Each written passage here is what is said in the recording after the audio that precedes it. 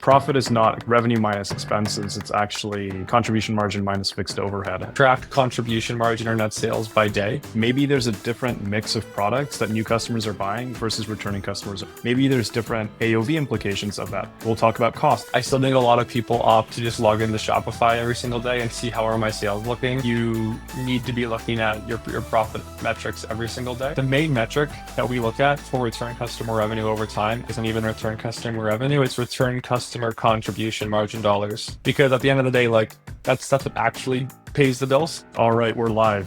Dylan, how's it going this morning? It's going well, man. I'm excited to chat about forecasting. I think this is probably our favorite topic, so this should be a fun one. So today we're going to go through how to build kind of step-by-step a P&L forecast, specifically on the D2C side. So we'll be walking through everything from how we set a base case on the revenue side, how we look at expenses, and then ultimately how do we set contribution margin targets all the way down to net margin targets.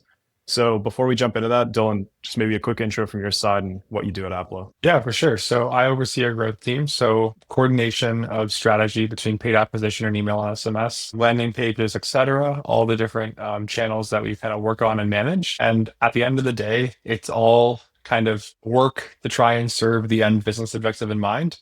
And usually when we have an end business objective in mind, we're trying to forecast and understand what would have to happen in order for that business outcome to occur, or what we think may be more likely to happen in the event that we just don't see a viable path to getting there based off of the metrics, the realities, and the incrementality of the channels that we're currently managing, or the time frame where the target exists.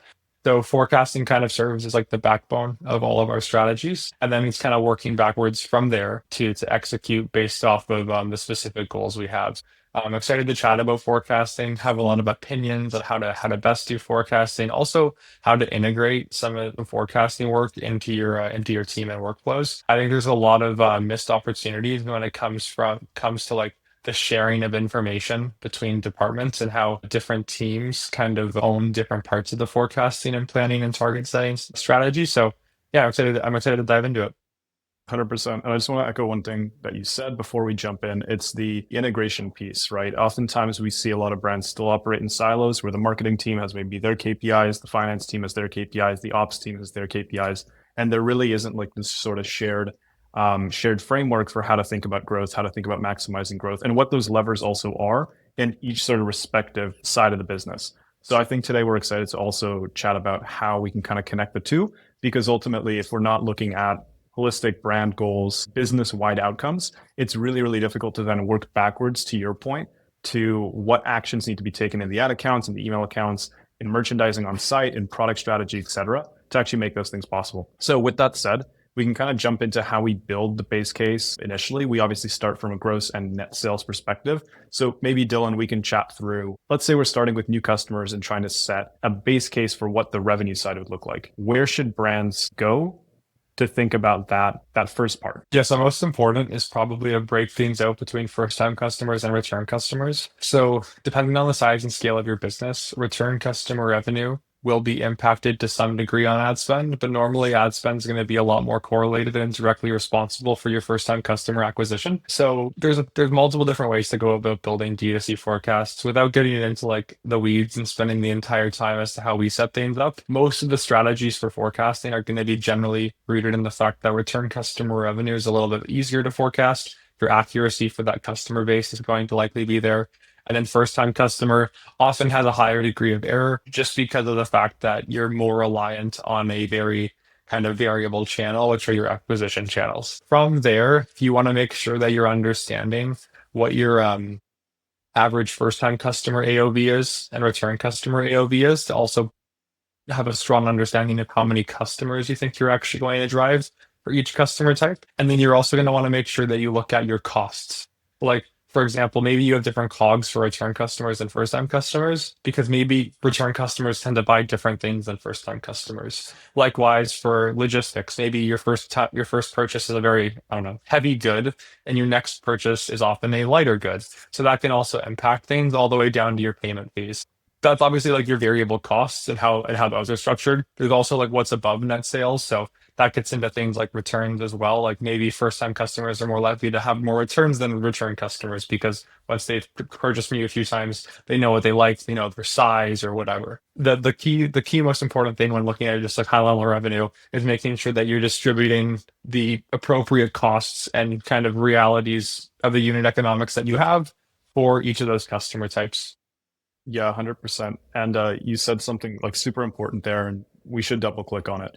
Why are we breaking things out between new and returning customers? And the key there is, to your point, maybe there's a different mix of products that new customers are buying versus returning customers are buying. Maybe there's different AOV implications of that.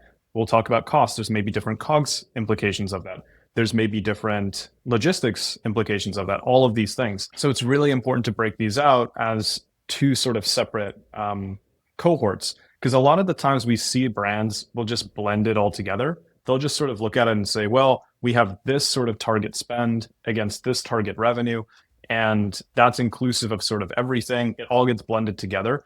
And there's not really a way to sort of see what these different contribution margins look like at the end of the day when we break out new, when we break out returning. And some people might say, well, like at the end of the day, you're just looking for a final figure. Like, why do we care between new and returning? So maybe Dylan, from just like a budget setting perspective, a scaling perspective, a risk management perspective, like as you're setting these growth targets, as we're setting budgets, why is it important to have a full picture of what's happening on the new customer side and the returning customer side, rather than just like rolling it all together first and not really having a clear like picture of the two different sides? Yeah, so there's a couple, but to me, the biggest one, aside from the cost, because like I just gave some examples of when you need to have like your cost be broken out between the two, because ultimately, if you're just looking at everything lumped together, if you're not assigning a certain percentage of revenue to first time versus returning, it's going to be really difficult to understand what you expect your variable costs or gross margins to be. But even from a growth planning standpoint, where it becomes crucial is you might miss out on opportunities by not breaking it out. For example, let's just say you're a business that acquires customers at break even. There is like zero contribution dollars created on first order, and all of the profit is created from return customers. That's a game or a business where that could be a great business still. And the essentially what you're trying to do is you're trying to understand how long it takes me to extract contribution dollars out of customers after I acquire them. And you have to basically estimate month over month or whatever period you're forecasting how those contribution dollars compound and ideally grow to further fuel your business, further fuel profits, cash flows, etc. And in order to understand that, you have to have an estimate of how many new customers you think are going to come in each month to actually understand if that return customer revenue number is likely to go up over time or down over time. And if you're trying to build a growth plan, you want to know how much you can spend on first time customers. And if you don't have that clear data between contribution margin dollars between return and first, and you're just looking at like a blended MER, it's going to be very, very difficult to make the most informed decision possible about how much money you can spend and how fast you can grow. Because the name of the game in D2C a lot of the time is basically trying to establish, hey, I have this growth target, and like how much profit and or cash flow do I need to be producing to actually sufficiently finance that. And both of those things are going to be a lot more difficult to get to or finalize if you don't break things out between first and returning. Percent. You said something really important a few minutes ago that I want to make sure doesn't get missed. It's that the variability in new customer revenue expectations is higher than returning. And there's a reason for that. And it's because you should expect more, I guess, potential fluctuation in what your new customer, let's say AMER or NC ROAS, or pick your acronym, can be in the future, because you're predicting a much more difficult, let's say, outcome, versus when you have reliable cohort data that you can use to make sort of a returning customer profile, revenue profile. It's a lot easier, I guess, more easily forecastable, let's say.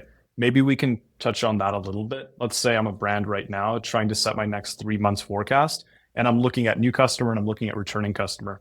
How should I think about my new customer if there's some unexpected future efficiency that I don't know about yet? Like, how should I even think about that? Yeah, so to kind of tie it back to why it's still good to think about first versus returning, if you're going to make a big inventory bet, for example, you want to know how much of that revenue you think is likely to be returning customers, because normally that return customer is going to be more sticky and more stable, because usually they either just repurchase organically when they need more of the product. Maybe it's by email and SMS or some sort of other own channels that you generally see less variability, predominantly in cost, because ultimately, you can reach them and the cost will generally stay more stable. So, barring like some sort of consumer spending crisis, you should see some stability in expected conversion rate from customers over time. When you flip onto the first time customer side, your costs may change every single day. You're going to pay a different CPM, most likely to Meta or your advertising platform, minute to minute, day to day, week to week.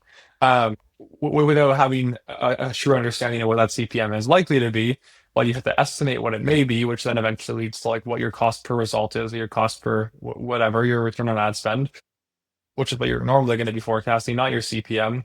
There's just way more variability at play to the point where you're not only dealing with the consumer spending piece, you're also dealing with your cost of getting the traffic to your site in the first place. Whereas usually with these own channels, you're just mostly dealing with consumer spending, which again, there is still some like macro risk there. And obviously every single cohort may behave a little bit differently, but it's just normally going to be a lot more accurate, especially when forecasting over longer time frames, unless you're dealing with a really unique situation where you're thinking about how you're compounding first time customers and how that can impact return customer revenue over time. But especially on the short term, usually that return customer revenue is just going to be more clear and easy to forecast.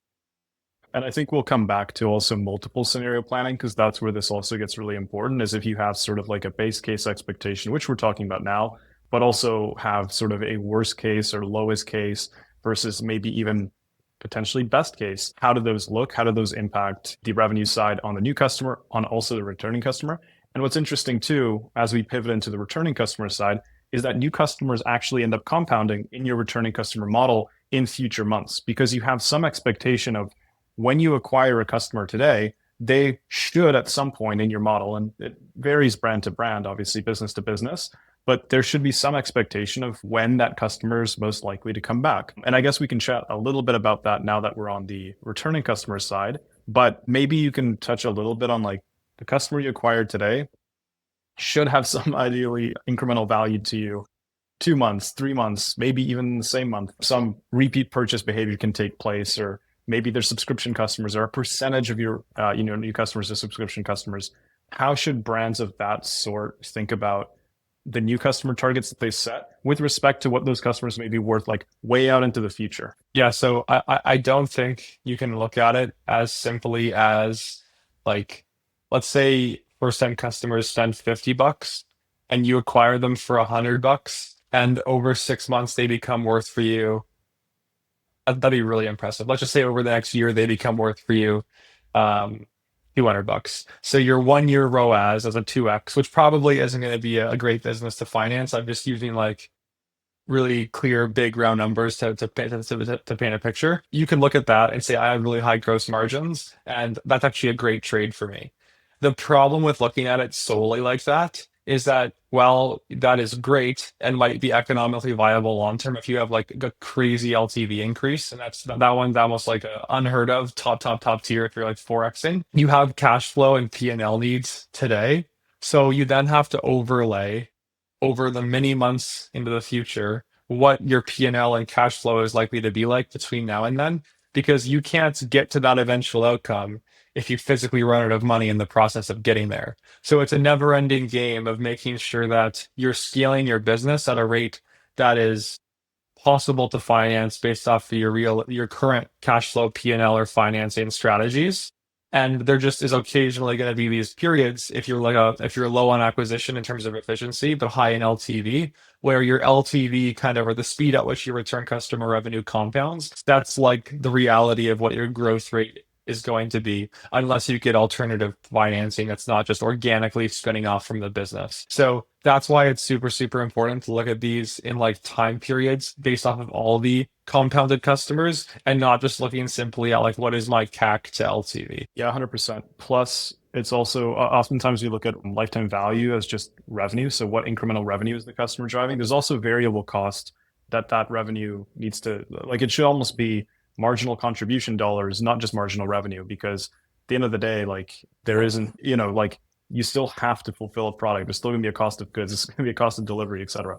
So it's not just as simple as looking at it from a revenue perspective. But I Yeah, guess and going basically back what we to what we sort of look at, sorry to jump in, is like the main metric that we look at for return customer revenue over time actually isn't even return customer revenue, it's return customer contribution margin dollars. Because at the end of the day, like that's what actually pays the bills. So yeah, it's like like the most important word in D2C is, or two words, is almost just contribution margin. Like that is like the holy grail metric that everyone should probably be chasing after. Like even when it comes down to like incentive structures or this or that, like you just want to drive as many contribution margin dollars as humanly possible over whatever time window you're optimizing for. So, okay, well, that sounds like a pretty good segue into expenses in that case, specifically variable. So I guess the most common variable costs, and obviously like depending on how you build your own forecasts, what your chart of accounts looks like, you may have different ones, but typically you're looking at some sort of logistics, some sort of processing fees, some sort of cost of goods, and then we'll get into ad spend, of course. But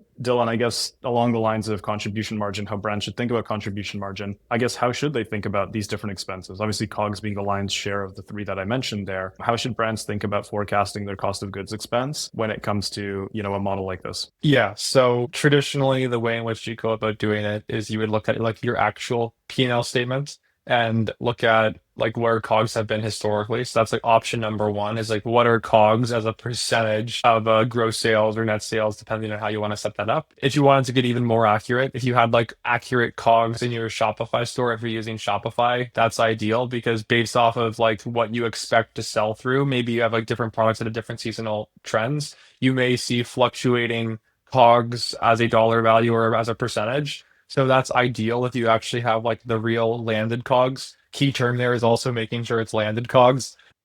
You can technically break it out, but often we're having COGS act as landed COGS, and then logistics are going to be not your cost of incurring the shipment, but it's the cost of actually shipping the goods to the customer eventually. Step one is basically just getting your COGS, and normally that's going to get pulled from Shopify. So keeping that updated and accurate is important. But if not, it can also come from the P&L. And depending on how you have your POs set up, and there's actually sometimes pros and cons to doing them both ways, but without getting into the weeds, either can be a good starting point. Logistics, shipping to the customer, and then payment fees are just like your payment gateway costs. So what you're basically paying to process your payments and making sure those are accurate. And like what we like to tell people too is like when we're doing forecasting, this is not like your books. The goal is to have them be close, like close to accurate. But at the end of the day, no forecast is likely to be 100% accurate. The goal is they're pretty close to accurate. But even when it comes down to your costs, like, they don't have to be 100% accurate. If you're getting within a few percent, normally that's going to be pretty good. And then over time, as you have like a more sophisticated finance function, you can get them really, really close. And at bigger numbers, it can matter a lot more as well. And the thing is that the function of a forecast is that most are wrong, some are useful, right? And the reason is because you want to have a map for if certain things take place, where does that lead me as a business? For example, you don't set a worst case scenario because you're aiming towards it. You set a worst case scenario to understand what would happen if these different things happened in my business and it ended up forcing us to decrease volume, decrease spend. We didn't hit our target, for example, that we were expecting. Or if you have a really, really good month, for example, and you actually exceed targets by these measures, let's say, where does that actually, what opportunities does that give you as a business? And also, where should you be careful? Because there may be other implications from a cash flow standpoint that even if you can push and have a really, really great month, you may actually not even be able to afford to, because you maybe don't have the inventory on hand to actually go and have, do 3 times the volume you forecasted. Even if you could actually spend against it, you literally just may not be able to. So again, forecasts should serve as more of a map rather than like here is exactly what's going to happen. And the same is true for how the forecast is built. You want to build the forecast with levers in mind. So what can you do across the business to actually make these outcomes possible? It's one thing to put down essentially numbers on a spreadsheet and tweak a model to have some sort of aspirational outcome. It's another thing to then take that and actually operationalize it and make it actionable. Those are two very different things, and understanding what levers you have within your control to actually go towards that goal is super important. So I think that's just like one thing that I think gets missed oftentimes in forecasts is like, why isn't it perfect? It's like the point is not to be perfect. The point is to ideally have as many scenarios known to you that are in the realm of possibility, so that if they take place, you know why they took place and how to best react against those outcomes taking place. 100%. On the COGS side, I think it would be really good to just double click into, you mentioned something, Dylan, when looking at the P&L, what your average COGS ends up looking like. And maybe that's a percentage of your net sales, maybe that's a percentage of your gross sales, but there's kind of multiple ways that brands can do it. There's almost like the sort of easier option, there's the more advanced option. On the easier side, I guess, just looking at a blended COGS figure from last 30 days, last 3 months, same time last year, that could be a really good way to just get a sense for this. But what about brands with product mixes that are changing? What about brands that are launching and testing new products at a high velocity? What about, changes in the business where you've actually expanded across categories with completely new unit economics? How should brands think about COGS from that perspective when their actual product mix today looks very different than maybe it looked a year ago or 6 months ago, or there's just such a highly seasonal business that you're not selling as many hoodies in June as you were in September, for example. So your COGS look completely different. How should brands like that think about things? Yeah, so you gave a lot of examples, and I think all of them may have slightly different ideal strategies to try and forecast your expenses. The most common one would probably be meaningful changes to what you're selling. So, and this also gets into how meticulous you want to be about forecasting the volume of orders versus just revenue. When you want to do volume of orders, it actually gets more difficult because you have to adjust for AOV as well. And what you're selling can heavily impact AOV. If you're just trying to sell very similar margined items, even if AOV is different, you're probably going to have a much easier time forecasting expected revenue, assuming ROAS stability versus orders. But if you're trying to get the orders element of things to be very accurate as well, which many brands do care about, of course, you have to start thinking about assumptions for new goods. And assumptions are not fun because they're not rooted in data. But ideally, what you're doing is you're looking at, if you're launching a new product or a new category, ideally you're launching, getting some initial data, understanding what that performance looks like, and then readjusting your forecast based off of your assumptions from there. So maybe you're going to go and basically spend X% of your dollars on this new category that has a different AOV and a different profit margin outcome. And I'm going to then adjust my forecast to assume that I'm going to have 70% arbitrarily of my first time customer variable costs based off of the historical averages. And then I'm going to have 30% of it be based off of this new input I'm giving it because I'm all of a sudden expecting this sway in the makeup of my first time customer sales. Where this can get super dangerous really fast is if you're entering a new category and you have no idea what the LTV is yet. Basically, anything new is a risk because anything new is more likely to be wrong in your forecast. So you basically just have to come into it with some sort of an informed decision. So I just gave an example. Once you basically have an understanding of how it performs and an expectation for how much you're going to spend, you can look at the real-time data to readjust your forecast.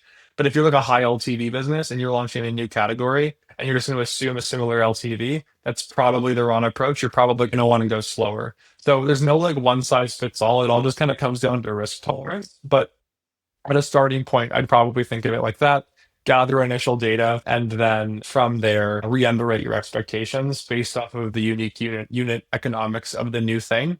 And then if you're trying to build a forecast for a brand new thing, and there's literally no data in it, I think when you're in that category, you're often going to have to reference similar drops or similar product launches in the past. Ideally, you've launched something in that category before.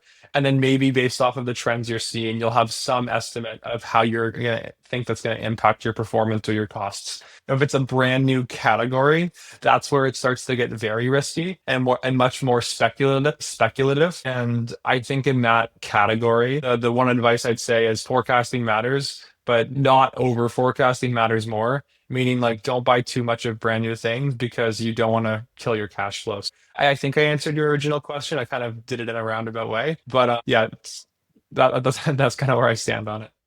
Yeah, totally. Let's chat contribution margin before and after ad spend. I think that's a good place to go next. In terms of, I guess, first of all, ad spend is technically a variable cost, it does vary. It's not fixed. But at the same time, a lot of brands also have maybe a practice of setting a very specific budget target on the marketing side and the spend side. That's maybe a quarterly target. Maybe it's a monthly target. Maybe it is a bit of a moving target, but a lot of brands, especially as they sort of scale, there's a lot of pressure to have a very kind of like very much a round number on spend. Whereas we often look at this as more of a variable cost that's driven as a function of efficiency. So if we have the inventory and if we have the efficiency and if it makes sense from a contribution margin dollar standpoint, there is room to spend. Now, obviously, again, this comes back to multiple scenario planning. Like, where is your sort of like, where do you actually want to top out? You don't want to just spend into infinity.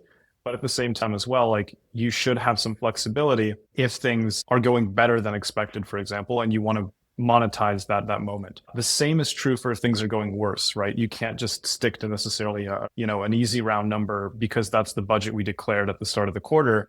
If things are not going as well and efficiency is down, you actually may be incentivized to pull back. But then you also have to understand the risks there. So Dylan, does that tie in any way to the contribution margin discussion when looking at like ad spend inclusive, like contribution inclusive of ad spend versus exclusive of ad spend? Like, how should brands, I guess, think about that? I know there's a lot in that question, but I think it comes up just like all the time in discussion when setting budget targets, when thinking about ad spend, and when thinking about contribution margin as like a function of profit. Yeah. So like what I think when we most frequently talk about contribution margin, we're referring to contribution margin after ad spend. And technically, we will sometimes refer to first time and returning customer contribution margin. And oftentimes when we're referring to that, we're referring to it pre-ad spend. Because like, for example, let's say you're looking at first time customer contribution margin.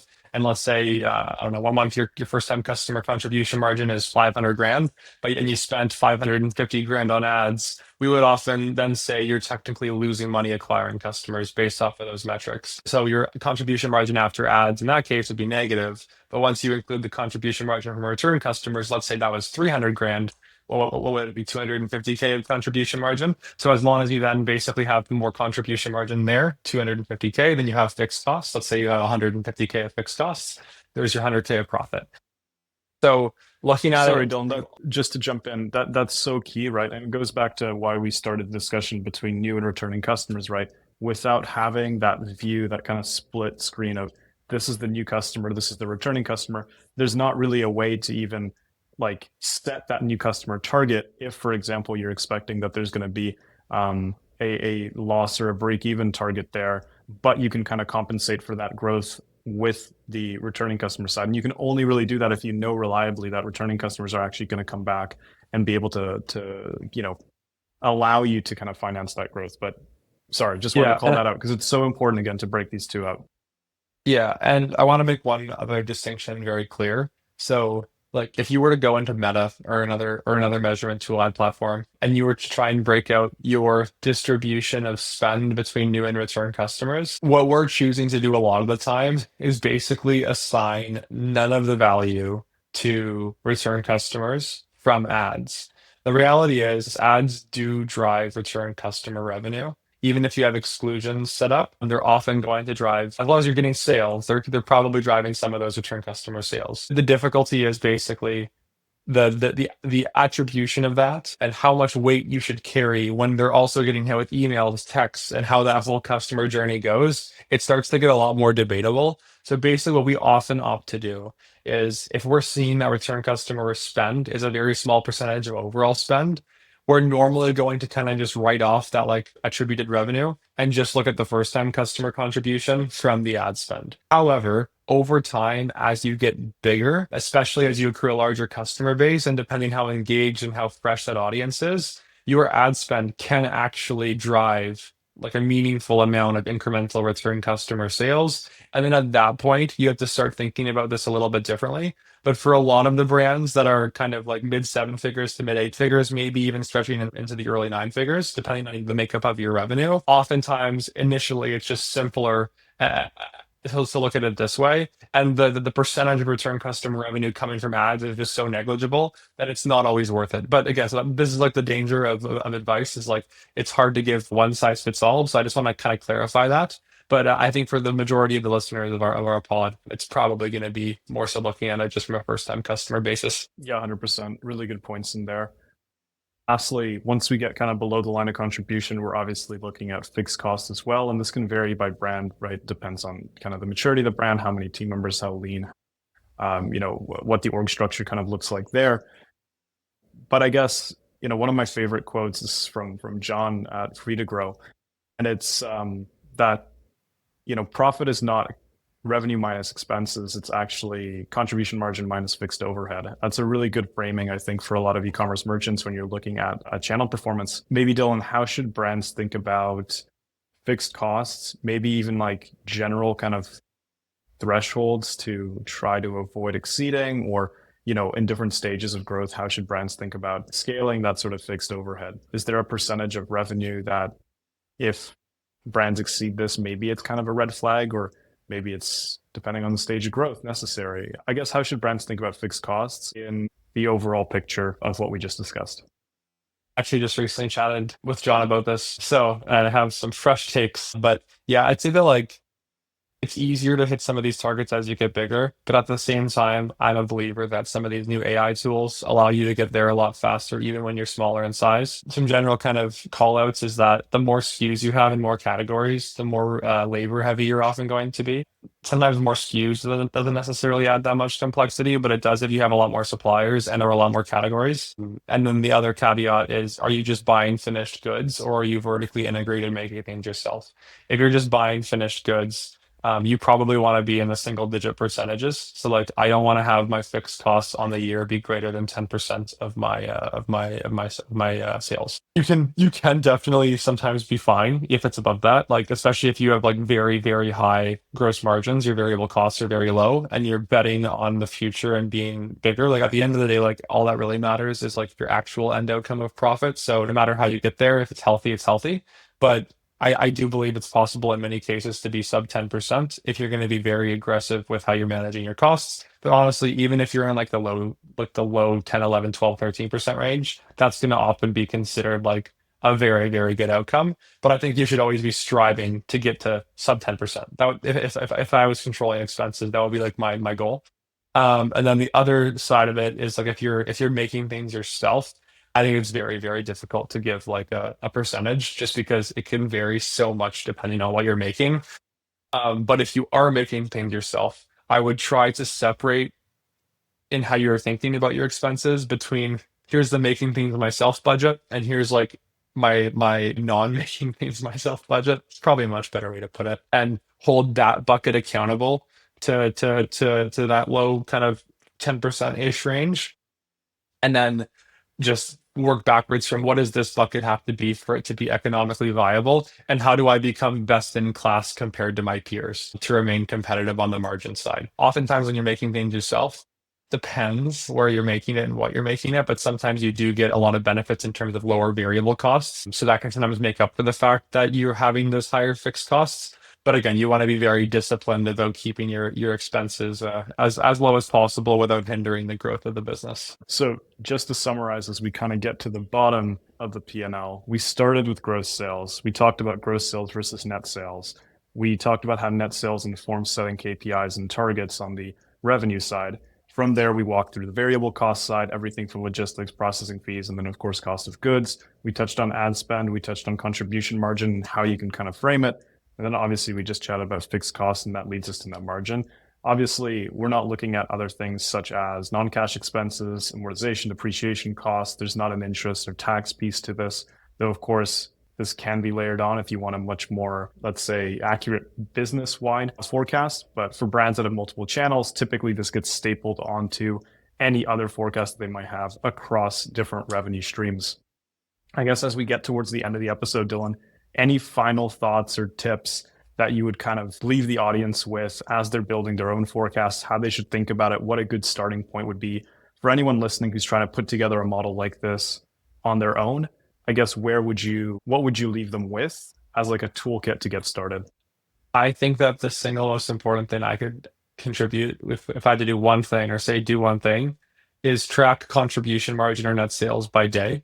I think it's too easy to do that. Like unless you have like a uniquely complicated setup, Like I still think a lot of people opt to just log into Shopify every single day and see how are my sales looking and look and work backwards from there as to how much I'm spending and what is my blended MER.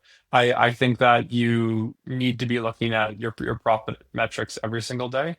And most people are running their business to try and grow profit, EBITDA, whatever, and but they don't look at it every single day. I would say start with that. Make sure that you're at least like directionally going towards your goal without adding the forecasting piece. And then once you want to add the forecasting piece, just make sure you're breaking it up by first time and return customer revenue and make sure it's backed by data. And if you don't know how to do this yourself, find a partner that has experience doing it and doing it well. That's such a crucial part of your business. And often that forecasting partner over time is going to be multiple parties. It's often going to be your marketing agency or your in-house media buying team or marketing team and your in-house or outsourced CFO and finance team. And I think both parties should come to the table with a forecast.